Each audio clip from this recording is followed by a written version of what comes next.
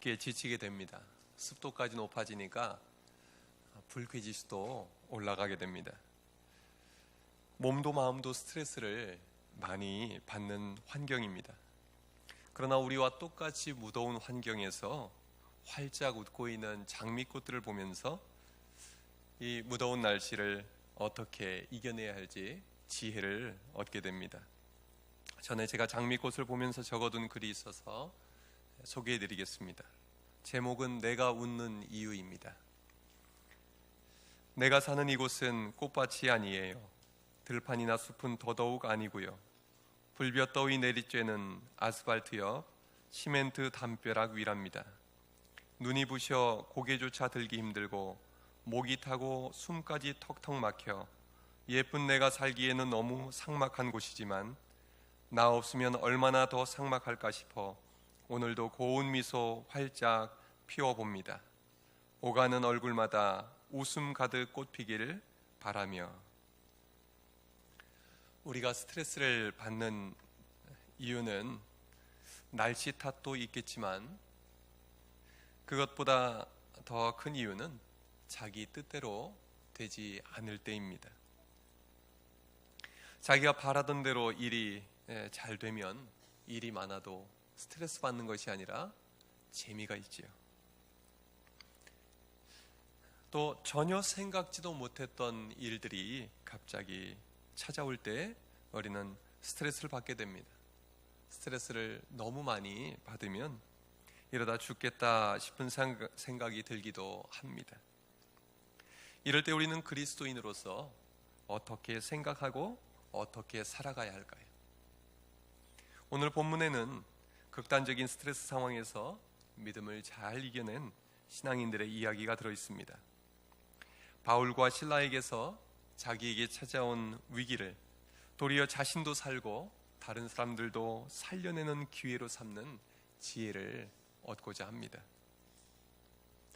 첫 번째로 바울과 실라에게 무슨 일이 벌어집니까? 심히 괴로운 일이 찾아옵니다. 바울과 실라는 빌립보에서 기도하는 곳에 찾아가다가 점치는 귀신 들린 여종을 만납니다. 이 여종은 점으로 그 주인들에게 큰 이익을 주던 사람이었습니다.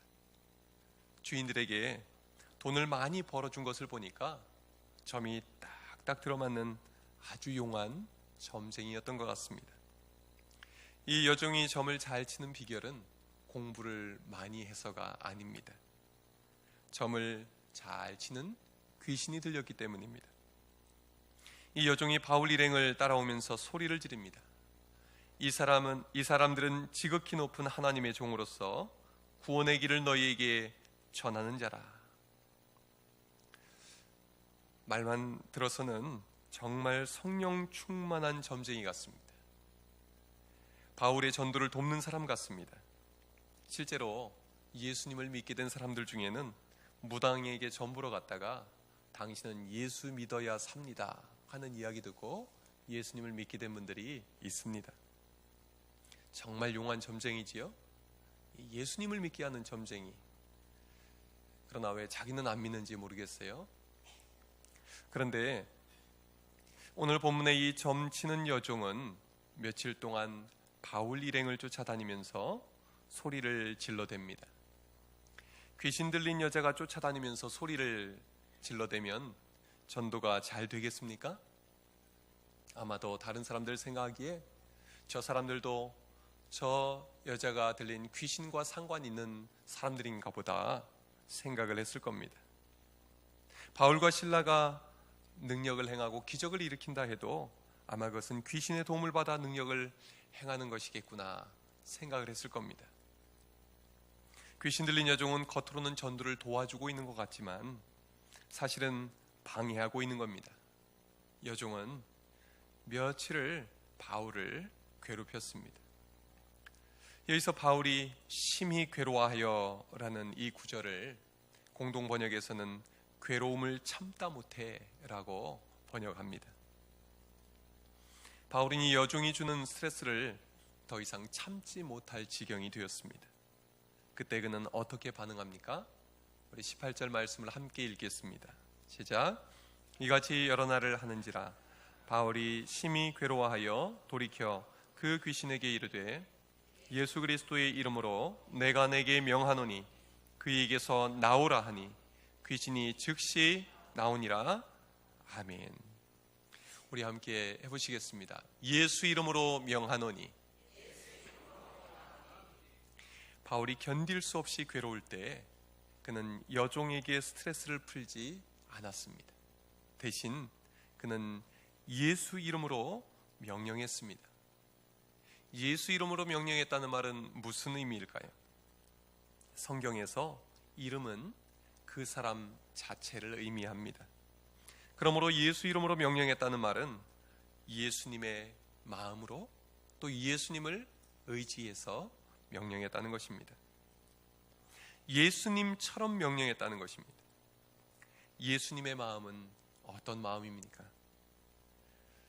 예수님은 귀신 들린 자들을 만나셨을 때 불쌍히 여겨주셨습니다. 예수님은 귀신에게 붙들려 망가진 사람들을 안타까워하셨습니다. 그러나 그 사람을 사로잡고 괴롭히는 귀신에 대해서는 단호하셨습니다. 예수님은 거라사 지방에서 귀신 들린 한 사람을 만났습니다.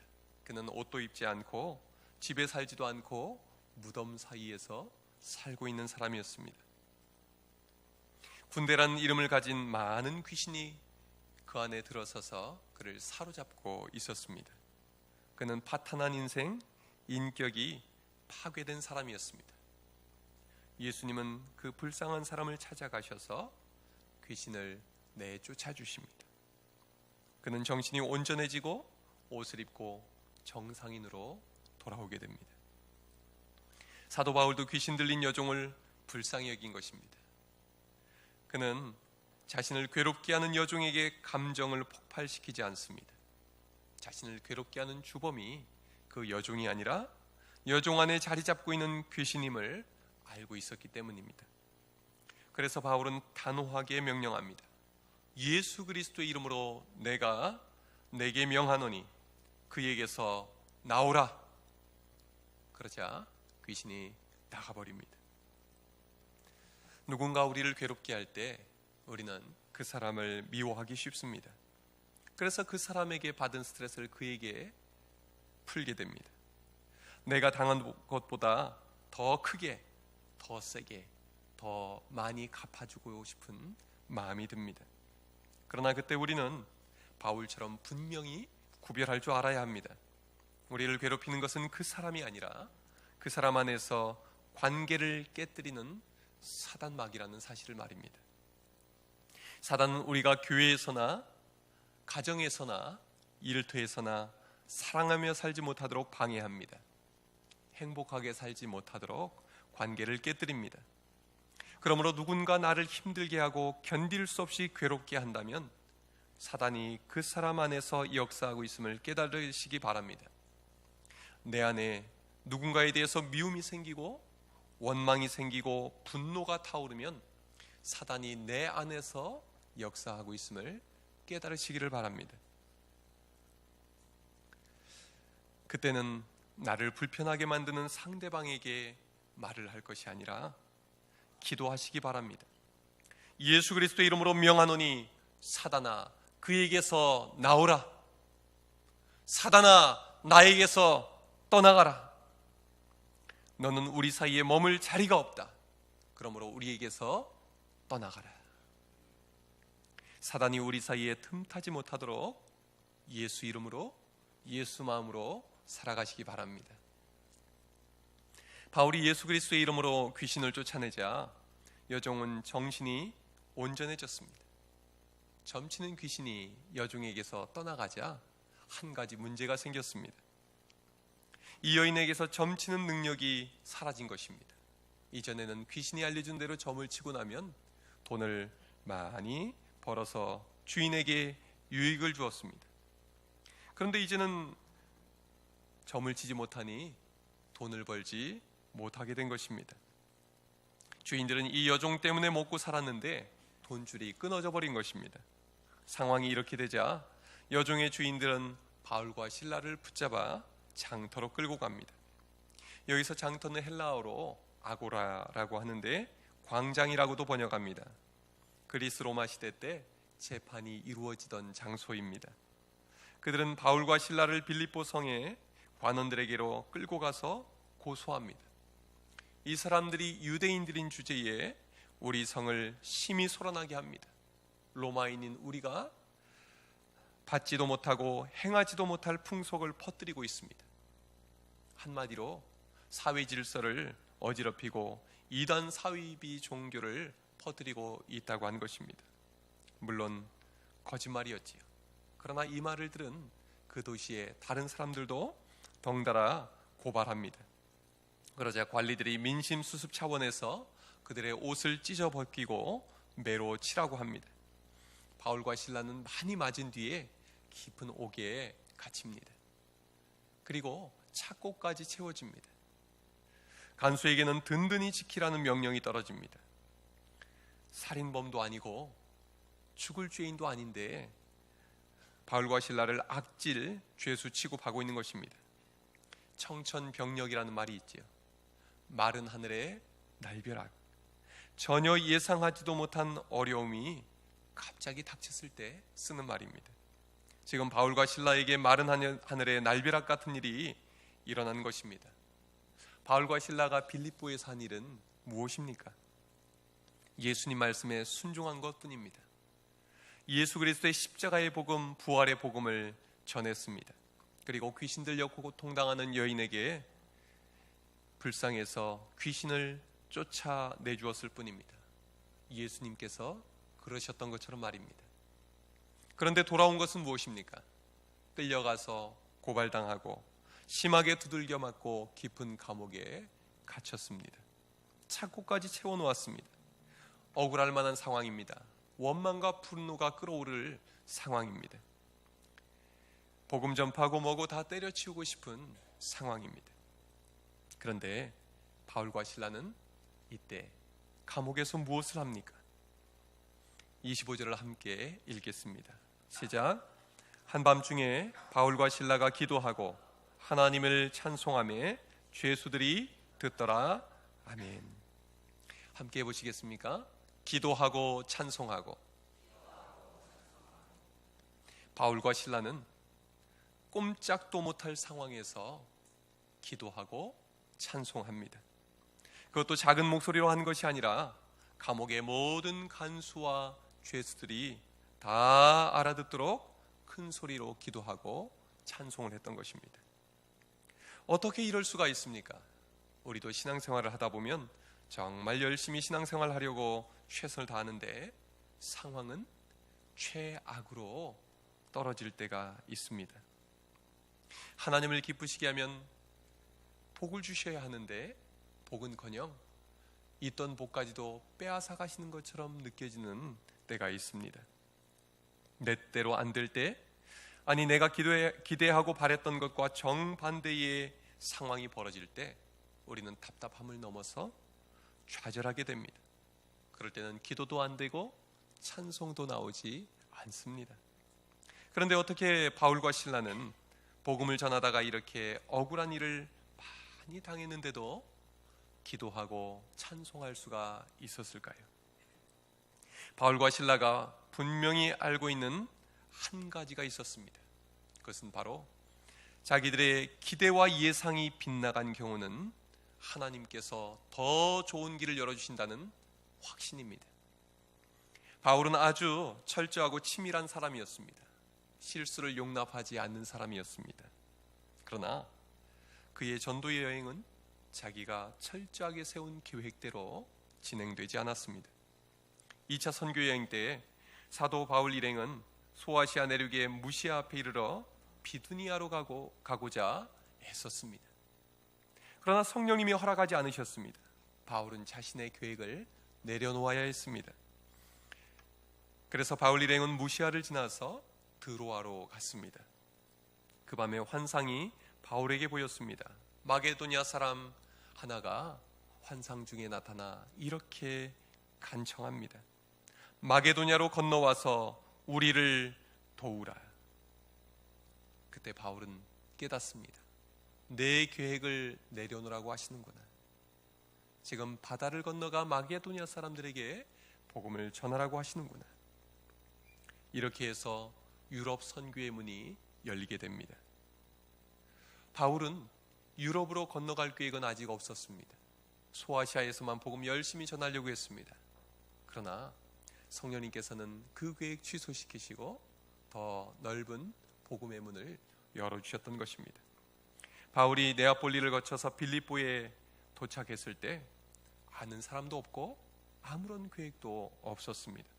그런데 하나님은 거기서 루디아라는 자색 옷감 여성 사업가를 만나게 하십니다. 그리고 이 여인과 온 집안 식구들이 복음을 듣고 예수 믿고 세례를 받게 됩니다. 생각지도 못했던 많은 열매를 맺게 되었던 것입니다.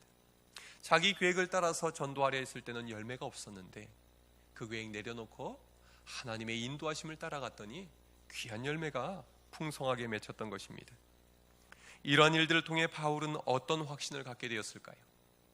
내 뜻대로 안 될 때 내 예상을 빗나가는 일이 생길 때가 바로 하나님이 일하시는 때라는 것입니다. 매맞고 옥에 갇힌 바울과 실라는 고난의 상황 그 자체를 바라보는 것이 아니라 믿음으로 반응한 것입니다. 실수가 없으신 하나님, 귀신 들린 여종을 자유케 하신 하나님께서 이 감옥에서 일으키실 놀라운 일을 기대하는 믿음을 주셨던 것입니다. 바울이 가지고 있었던 또 하나의 확신은 고난이 바로 복음 전파의 통로라는 확신이었습니다. 바울의 전도 여행은 고난의 연속이었습니다. 고난을 감수하지 않고서는 전도할 수 없다는 사실을 그는 분명히 알고 있었습니다. 예수님도 우리를 구원하시기 위해서 고난의 길을 가셔야만 했습니다. 예수님의 제자들도 복음을 전하기 위해서 고난의 길을 가야만 했습니다. 바울 자신이 예수 믿고 구원받은 것 자체가 스데반 집사의 죽음과 제자들의 고난의 열매임을 잘 알고 있었습니다. 그러므로 바울은 자신이 복음을 전하면서 겪게 되는 이 고난이 결코 헛되지 않음을 알고 있었던 것입니다.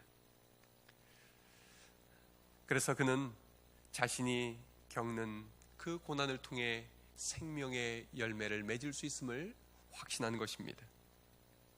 그래서 그는 고난 속에서도 기도하고 찬송할 수 있었던 것입니다. 세상 사람들은 고난이 닥쳐오면 재수가 없어서 나는 복이 없어서 그렇다 생각을 하곤 합니다.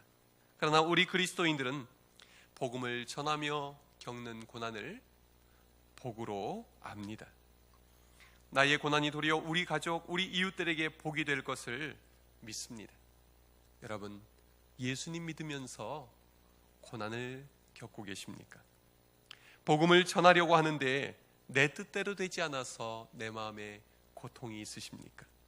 그러면 여러분들은 복된 분들입니다. 성령님께서 이미 우리 안에서 일하고 계시기 때문입니다. 확신을 가지고 기도하며 찬송하며 나아가시기를 바랍니다. 바울과 실라가 감옥에서 믿음을 가지고 기도하고 찬송할 때 무슨 일이 일어납니까? 우리 26절을 함께 읽겠습니다. 시작. 이에 갑자기 큰 지진이 나서 옥토가 움직이고 문이 곧 다 열리며 모든 사람의 매인 것이 다 벗어진지라. 아멘. 매인 것이 다 벗어진지라.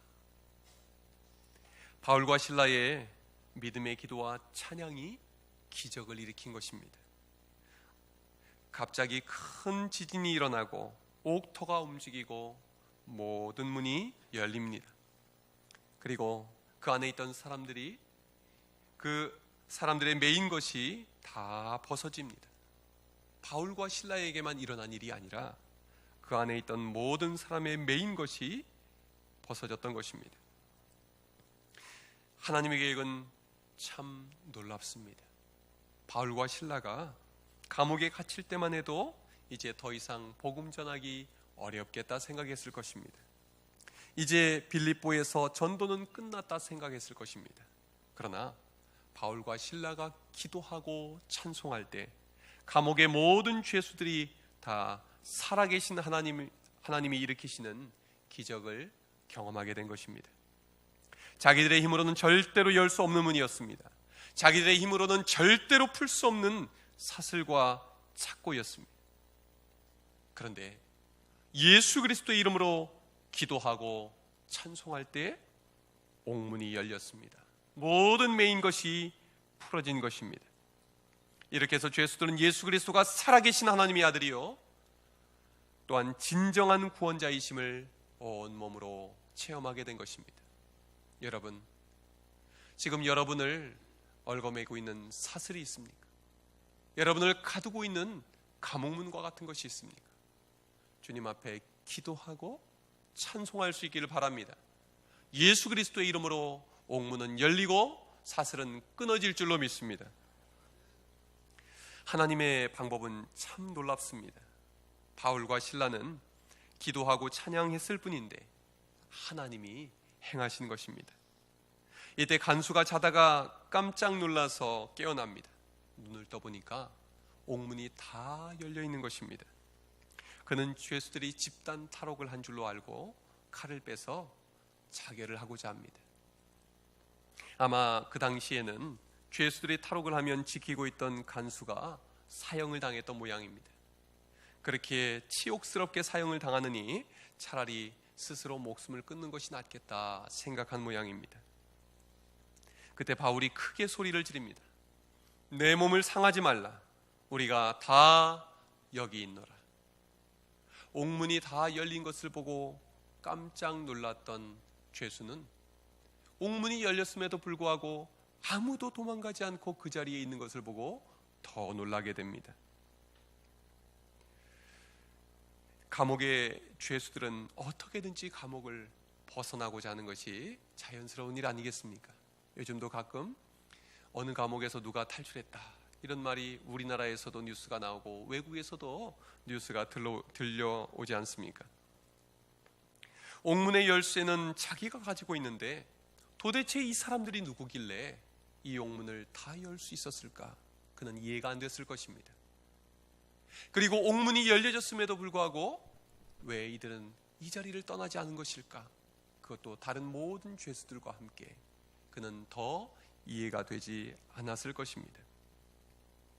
아마도 그에겐 바울과 실라가 일반적인 사람으로 보이지 않았을 것입니다.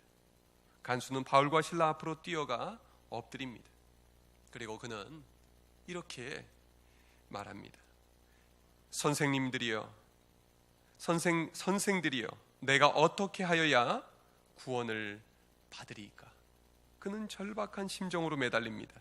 쉽게 표현하면 이런 뜻이겠지요. 선생님들 저 좀 살려주세요. 뭐든지 시키는 대로 다 하겠습니다. 그때 바울과 실라가 무엇이라고 말했을까요? 우리 함께 31절 32절을 읽겠습니다. 시작. 이르되 주 예수를 믿으라. 그리하면 너와 내 집이 구원을 받으리라 하고 주의 말씀을 그 사람과 그 집에 있는 모든 사람에게 전하더라. 아멘. 이렇게 해서 이 간수의 집에 복음이 전해지고 온 가족들이 세례를 받습니다. 그리고 그와 온 집안이 하나님을 믿음으로 크게 기뻐합니다. 집안이 바뀌어 버린 것입니다. 바울과 실라가 감옥에 끌려 들어갈 때까지만 해도 이런 놀라운 일이 일어날 줄은 상상도 못했습니다. 자신들이 당하는 고난이 간수와 그의 온 집안을 구원하는 통로가 될 줄을 어떻게 알았겠습니까? 실수가 없으신 하나님께서는 복음 전하는 자들을 억울하게 만들지 않으십니다. 복음 전도를 위해서 옥에서 부르짖는 바울과 실라의 기도를 헛되게 하지 않으셨습니다.